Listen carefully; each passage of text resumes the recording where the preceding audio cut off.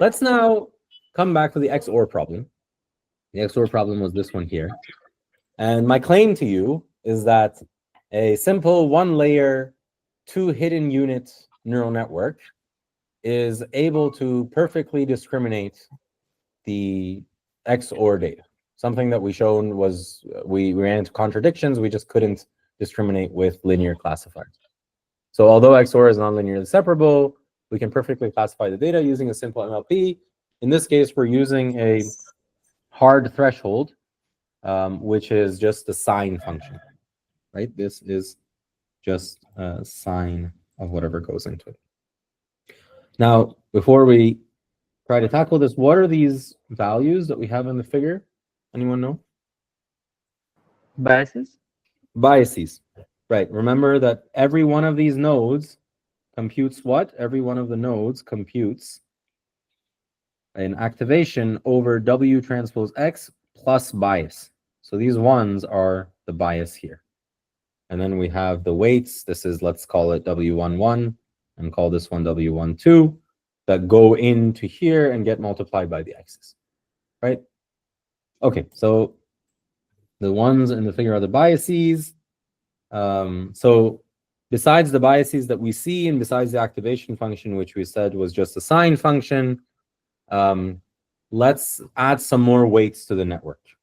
So now I've added some weights to the network, and let's work through the computation of this MLP step by step. So first, we're going to start with H1. Someone help me out here. What is H1 computing?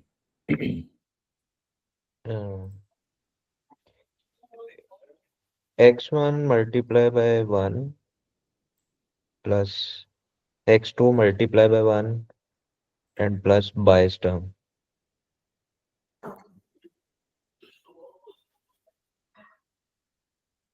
That's what it's computing. Now, let's think about this in terms of logic gates for a second. And we have several different types of logic gates. And we have OR, we have NAND, we have NOR, we have XOR. Let's assume we don't have XOR. That's what we're trying to fit. What does this function represent in terms of logic gates? Try to work it out in your head. Like, go over the different values that X1 and X2 can take and say, well, what is the... so let me actually maybe draw that for you down here. X1, X2. And I'm asking, what is H1? So if I put 0 and 0, what is the value? 0. 0, okay. 0 and 1? 1. 1. 1 and 0? 1. And 1 and 1? 1. Okay.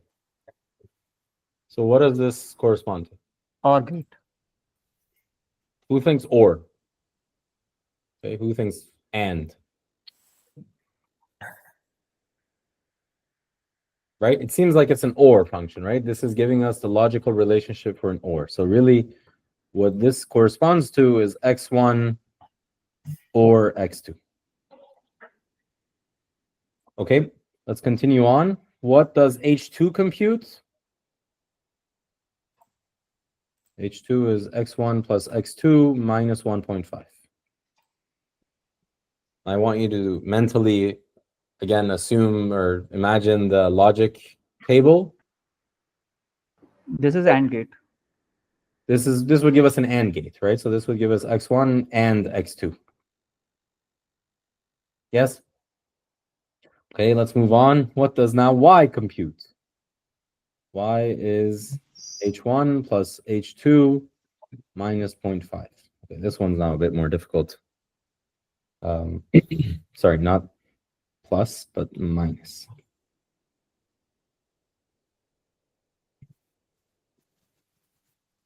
So if you work out the logic table, it comes out to H1 and negation of H2. Now, okay, it's getting quite difficult to imagine this, so let's actually put this all in a table. We have H1 is an OR. We have h2 is an AND. We have y, oops, we have y be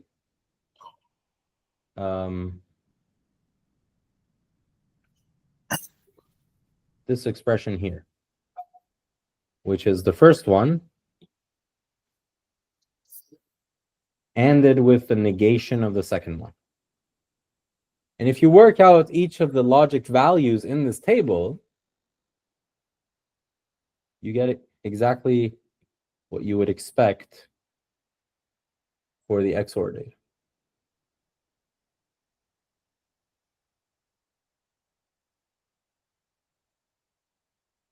You don't seem impressed. Questions? Ask questions, please, if anything's not so clear.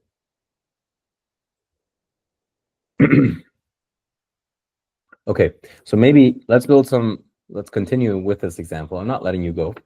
Let's continue with this example. Let's draw out the decision boundaries. Yes, Farisa. Why we have AND for Y, X1 Why do or we have X2 AND for Y? and others, yeah, Y and in Y.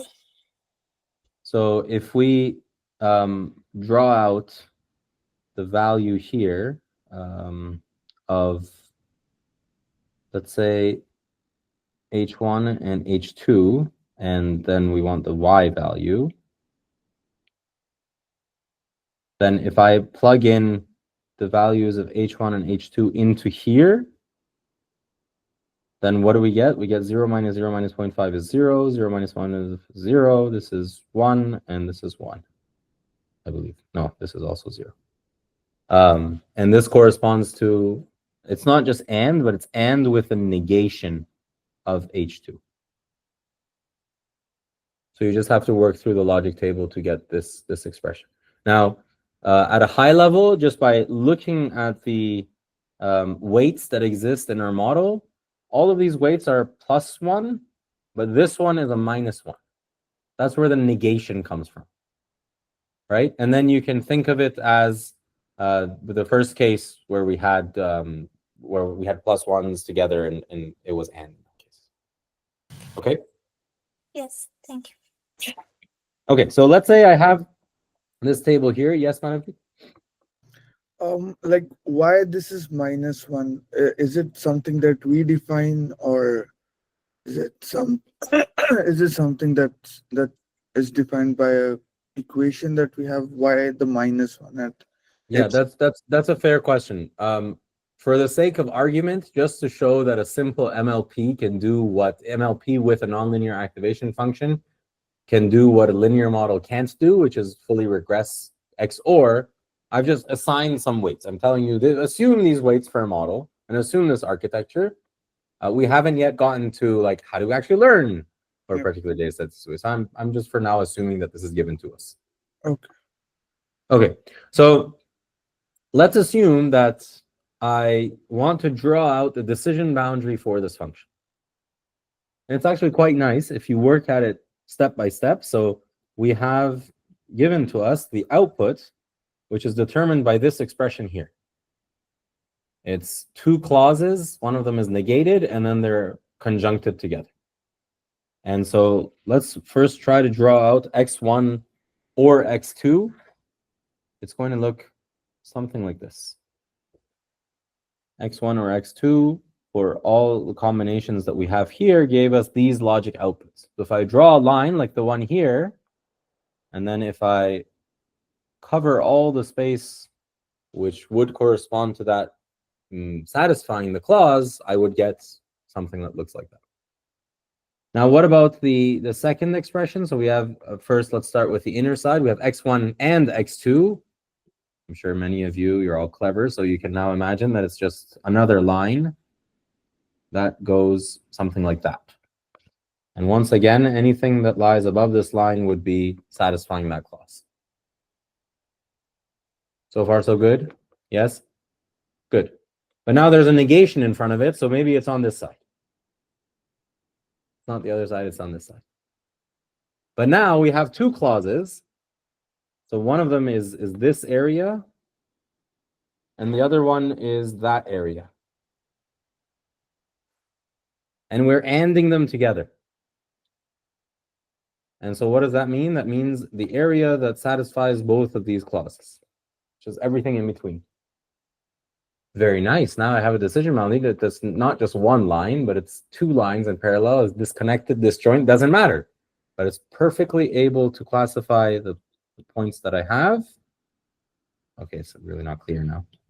The points that I have here and here fall into the positive class, and everything else, at least based on this data set, falls into the negative class. Yes? Now some of you should be impressed. Come on. Very nice.